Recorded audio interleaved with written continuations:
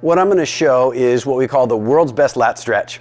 The world's best lat stretch automatically feeds itself into another exercise we call a standing Bretzel.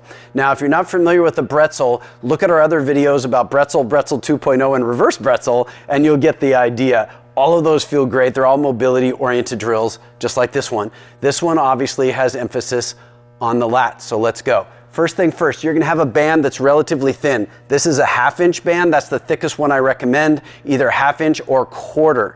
Now, what you're gonna do is you're gonna reach under the loop and then grab it. And the reason for doing it that way is it kind of goes around my wrist and it allows me to have good control over it, but with a relaxed grip. So what I'm going to do now is I'm going to walk backwards and hinge. Keep in mind, I've got it pulled this way. I'm going to hinge down, and now I'm gonna slowly give my arm to the band. And now it's gonna stretch through here where my lat is.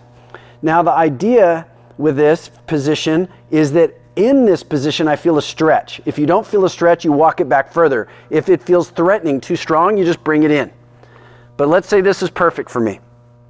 So I'm gonna stay here and I'm gonna exaggerate my breathing. What I mean by that is I'm gonna take a bigger than normal breath, I'm gonna hold it, and then I'm gonna exhale it longer than normal. So,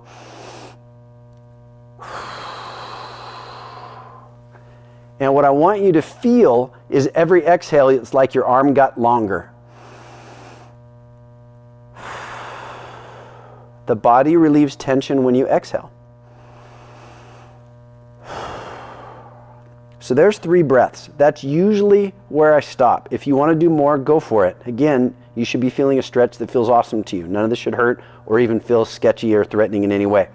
Now, the line of my feet is more or less perpendicular to the line of the band. I'm going to start to change that. This is where it becomes world's best.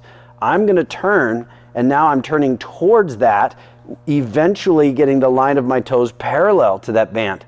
But as I start to turn, what happens is the location where I feel the stretch moves and it gets really lower down towards your waist. Your lats connect into your lower back through a connective tissue called the thoracolumbar fascia, and that's usually where you'll feel it. And you just hang out here and breathe as long as you want. Sometimes I'll lean my butt into it like that. I can explore and wiggle in ways that feel good to me. But as I start to turn, I need to also get closer because the stretch here that feels good is too strong as I start to turn. So as I turn my feet, again, the stretch feels different. I'll do about 3 breaths in each position, just like I did in the first one. And as I get to the point where now the line of my toes is parallel to the line of the band, I do this. And this is where it gets Bretzel-y. And now I feel this wonderful stretch, not just in my lat, which I get over here, but kind of through my thoracic area and my chest area also. It is very important that when you turn and you get on this line, that as you start to turn, you can sense that your shoulder feels safe.